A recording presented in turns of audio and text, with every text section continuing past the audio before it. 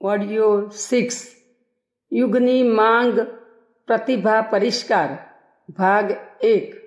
આ પુસ્તક લેખક વેદમૂર્તિ તપોનિષ્ઠ પંડિત શ્રી રામ શર્મા આચાર્યજી દ્વારા લિખિત છે। પ્રતિભાના અંકુર દરેકમાં રહેલા જ છે। રોડ પર મોટરના પૈડા જ દોડતા દેખાય છે, પરંતુ એન્જિનનું ઢાંકણ ખોલીને જોવામાં આવે તો જણાય છે કે અંદરનું બળતણ બળીને શક્તિ પેદા કરે છે। આ શક્તિ પેદા કરવામાં બેટરી અને ડાયનેમોનો સહકાર પણ છે જ, તથા આ શક્તિથી અનેક નાના મોટા યંત્રો કાર્યરત થાય છે, જેનાથી મોટર રોડ પર દોડે છે। માનવના અસ્તિત્વની બાબતમાં પણ આ જ વાત છે। તેના પ્રત્યક્ષ ક્રિયાકલાપ હાથ, પગ, માથું, ધડ, આંખ, મોં વગેરેના માધ્યમથી કાર્ય કરતા દેખાય છે, પણ ચામડીની નીચે જોવામાં આવે તો કંઈક બીજું જ તથ્ય જણાય છે। હૃદયનું લોહી પરિભ્રમણ, માંસપેશીઓનું આકુંચન પ્રકુંચન, શ્વાસોશ્વાસ વગેરે કાર્યો અંદરના અવયવો કરે છે। તેના ઘર્ષણથી એક શક્તિ પેદા થાય છે, જેના માધ્યમથી શરીરના તમામ અંગો પોતપોતાની કાર્યવાહી ચલાવી શકે છે। આ બધાની અંદર એક ઊંડું પડ છે, જે મગજના મધ્ય ભાગ બ્રહ્મરંધ્રમાં વિદ્યુત પેદા કરવાનું કાર્ય કરે છે। આ ઉદ્ગમ સ્થાનનું પણ સ્વતંત્ર અસ્તિત્વ નથી, તે પણ અખિલ બ્રહ્માંડમાં વ્યાપ્ત મહાઉર્જાથી સંબંધ જોડીને જ જેટલી જરૂરી છે તેટલી ઉર્જા પ્રાપ્ત કરી લે છે। અંગોની બનાવટ તો લોહી, માંસ, અસ્થિ, મજ્જા વગેરેમાંથી બને છે, પરંતુ તેમના વચ્ચે લાખો કરોડો જીવકોષોની એવી ક્રિયાશીલતા જોવા મળે છે કે જાણે એક સ્વતંત્ર વિશ્વનો ઉદ્ભવ, વૃદ્ધિ અને પરિવર્તન તેમના વચ્ચે થઈ રહ્યું હોય। આમ તો જીવકોષો પોતાના સ્થાન પર વ્યવસ્થિત રીતે જોવા મળે છે, પરંતુ તેઓ જલ્દીથી પોતાનું કામ કરતાં કરતાં તેમનું અસ્તિત્વ સમાપ્ત કરી દે છે। સાથે સાથે એક વિસ્મયકારી કામ એ પણ છે કે પોતાના મૃત્યુ પહેલાં પોતાનો વારસદાર બનાવી પોતાના સ્થાને મૂકી દે છે, કે જેથી તેનું સ્થાન ખાલી ન રહે। મરેલા કોષ કચરાના રૂપમાં છિદ્રો દ્વારા બહાર નીકળી જાય છે। જીવિત કોષો અન્ન, જળ, વાયુ વગેરે પોષક દ્રવ્યોને ગ્રહણ કરવાનું તથા તેને પચાવવાનું કાર્ય કરતા રહે છે। કણ કણમાં નિરંતર ગતિશીલ આ પ્રક્રિયા એટલી ઝડપી હોય છે કે તેની ગતિશીલતા પર આશ્ચર્ય થાય છે। આવડી મોટી કાયા આવા નાના ઘટકો દ્વારા બની છે તે ઓછા આશ્ચર્યની વાત નથી। તેનાથી પણ વધુ આશ્ચર્યની વાત એ છે કે પ્રત્યેક જીવકોષ નાના રૂપમાં એ ક્રિયાકલાપ કરે છે કે જે આપણા સૌરમંડળમાં થાય છે। આ બધું કેવી રીતે થાય છે? શક્તિ ક્યાંથી આવે છે? સાધનો ક્યાંથી મળે છે? આ બધાનો જવાબ કાયાના કણ કણમાં વ્યાપેલી ગતિશીલ વિદ્યુત પ્રવાહ તરફ અંગુલી નિર્દેશ કરી આપી શકાય છે, કારણ કે વિભાગો નાના છે તથા તેમાં કામ કરવાવાળી સચેતન સ્તરની વિદ્યુતની માત્રા પણ અલ્પ આંકવામાં આવે છે, જેથી વીજળીની સઘળી કે ખુલ્લા તારને અડતા જે અનુભવ થાય છે તેવો કોઈ અનુભવ થતો નથી। તો પણ તેમાં છુપાયેલી વિદ્યુતની પ્રચંડતા નિશ્ચિત છે જ। જો તેવું ન હોત તો અસંખ્ય નાના ઘટકોથી બનેલી કાયાનો પ્રત્યેક ઘટક પોતપોતાના કાર્યમાં આટલી સ્ફૂર્તિ અને સુયોગ્ય પ્રમાણની કાર્યવાહી ન કરતો હોત।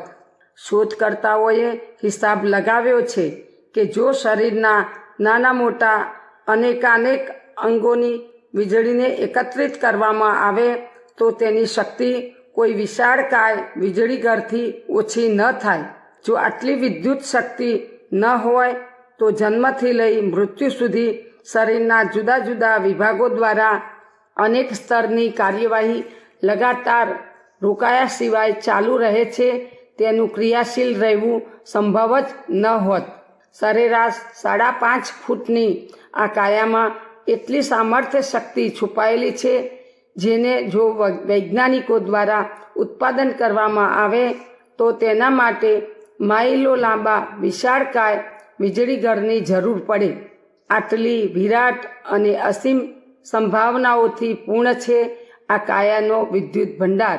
સામાન્ય રીતે આ વિદ્યુત પ્રવાહનો એક બહુ નાનો અંશ જ સામાન્ય જીવનચર્યા ચાલતી રહે તે માટે કામમાં આવે છે.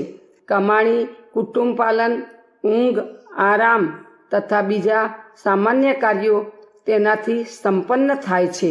કામમાં આવે તેટલો અંશ ક્રિયાશીલ રહે છે. ઉપરથી શ્વાસ લેવાવાળા વ્યક્તિના ફેફસાનો થોડો ભાગ જ કામ કરે છે. પરિણામે બાકીનો ભાગ દુર્બળ રહી જાય છે. તેઓ જેમ તેમ કરી પોતાના અસ્તિત્વને ટકાવી રાખે છે. આરામપ્રિય લોકોના શરીરનો મોટો ભાગ નિષ્ક્રિય પડ્યો રહે છે. પરિણામે આ દુર્બળતાનો લાભ લઈ ત્યાં કેટલાય પ્રકારના રોગના જંતુઓ પોતાનું મૂળ જમાવે છે. તે કાયાને જીર્ણ બનાવે છે અને કાચંડાની જેમ રંગ બદલે છે. આ વાત મગજ શક્તિની બાબતમાં પણ છે. મનુષ્યની ઈચ્છા આકાંક્ષા સીમિત હોય છે. તે તેને પૂરી કરવામાં કલ્પનાઓ કરતા રહે છે. મન અને બુદ્ધિનો એક નાનકડો અંશ જ આ કામમાં વપરાય છે. જે ક્ષમતાઓનો ઉપયોગ થતો નથી તે મૂર્છિત સ્થિતિમાં કોઈ ખૂણામાં પડી રહે છે.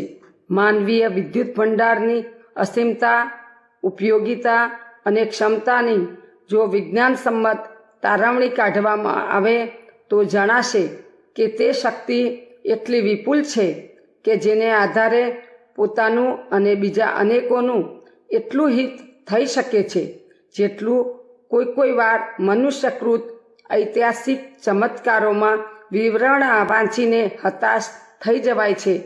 લોકભાષામાં તેને દૈવી વરદાન કહેવામાં આવે છે, રિદ્ધિ સિદ્ધિઓનો ભંડાર કહેવામાં આવે છે અથવા દૈવી વિભૂતિઓના નામે ચર્ચા થાય છે. આવા સંદર્ભો સાચા હોવાને કારણે અંતે માનવું પડે છે કે મનુષ્ય ખરેખર અસીમ શક્તિઓનો ભંડાર છે.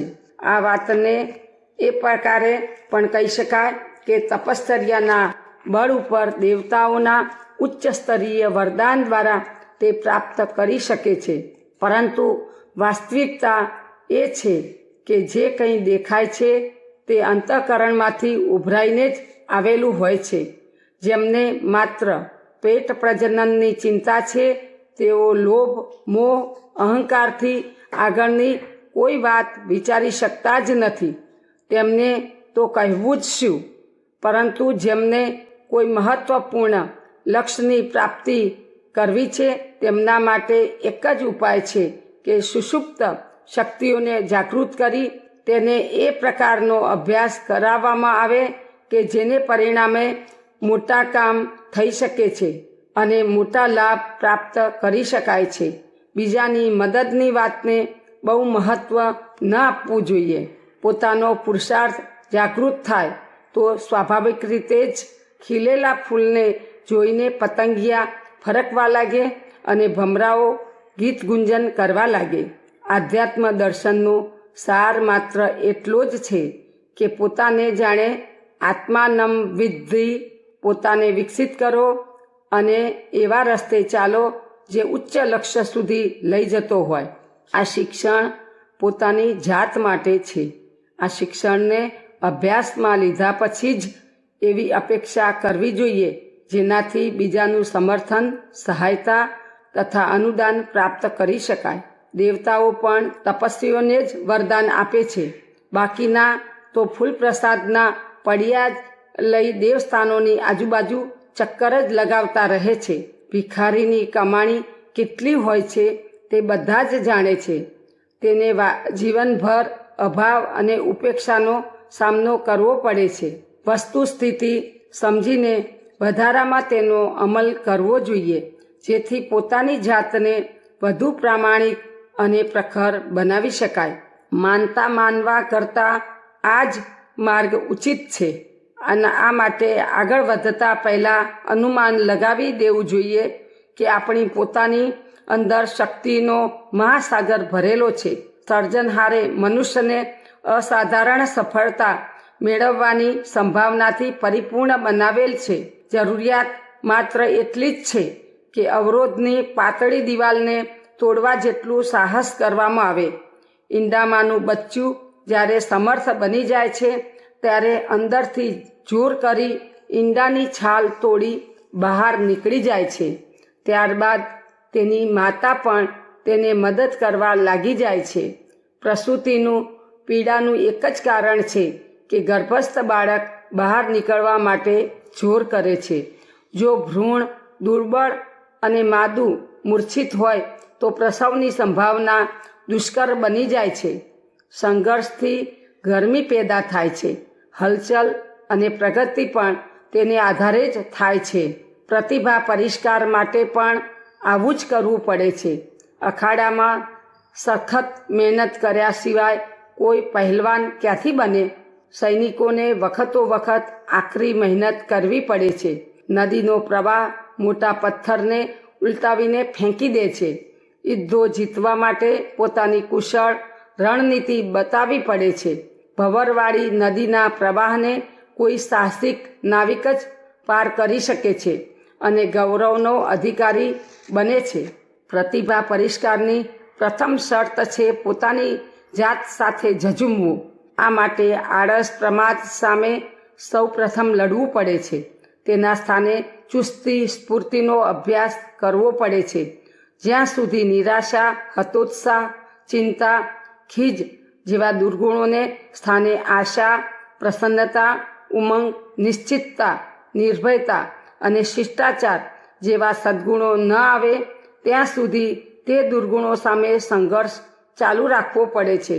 જે નિત્ય ધ્યાનમાં રાખી અભ્યાસ કરવાનો વિષય છે, જેના માટે નિરંતર રૂપથી પ્રયત્ન ચાલુ રાખવા પડે છે. પ્રતિભા એવી ત્રિવેણી છે કે જેમાં શારીરિક ઓજસ, માનસિક તેજસ અને અંતરમાં સમાયેલ વર્ચસને જગાવી પ્રખરતા સંપન્ન કરવામાં આવે છે. જો વ્યક્તિ સંયમી બને તો સ્વસ્થ રહેવાની ગેરંટી મળી જાય છે.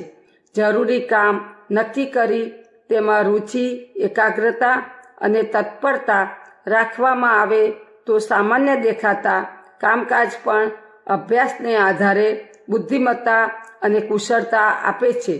આના આધારે જ શારીરિક ઓજસ અને માનસિક તેજસની એટલી માત્રા પ્રાપ્ત થાય છે જેના પર સંતોષ તથા ગર્વ થાય. સદાશય ઉપર શ્રદ્ધા હોવી તેને વર્ચસ કહે છે. આદર્શવાદી વર્ચસનું અવલંબન લે છે તથા શ્રેષ્ઠતાને પામે છે.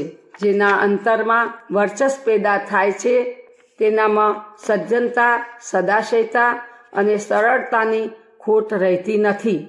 આ દિવ્યતા જેટલા પ્રમાણમાં જેને પ્રાપ્ત થાય છે તે તેટલો ધન્ય બની જાય છે. ઉચ્ચ પ્રકારની પ્રતિભાને બીજા શબ્દોમાં બ્રહ્મ તેજસ કહે છે. તેને બ્રહ્મવર્ચસ પણ કહેવામાં આવે છે. તે જેને જેટલા પ્રમાણમાં મળે છે તે શરીરથી સામાન્ય દેખાતો હોવા છતાં રચનાત્મક પ્રખરતાના કારણે પુણ્ય પ્રયોજનના એવા કાર્યો પૂરા કરે છે કે જે અનુકરણીય અને અભિનંદનીય હોય. ભગવાન બુદ્ધનો દાખલો સામે જ છે. તેઓએ પોતાના જીવનકાળમાં 1,00,000 બૌદ્ધ ભિક્ષુણીઓને પરિવ્રાજક બનાવી વિશ્વના ખૂણે ખૂણે ધર્મચક્ર પ્રવર્તનના કાર્ય માટે મોકલ્યા હતા. જેમણે એક એકથી ચઢિયાતી સફળતાઓ મેળવી હતી. અશોક અને હર્ષવર્ધન જેવા રાજવીઓએ તેમના ઉપદેશ તથા જીવનથી પ્રભાવિત થઈ પોતાના વિપુલ રાજ્યકોષ નોછાવર કરી દીધા હતા. આમ્રપાલી અને અંગુલિમાન જેવા ખરાબ કાર્ય કરવાવાળા પણ પોતાના જીવનનો કાયાકલ્પ કરી શ્રેષ્ઠ કાર્ય કરવાવાળા બન્યા હતા.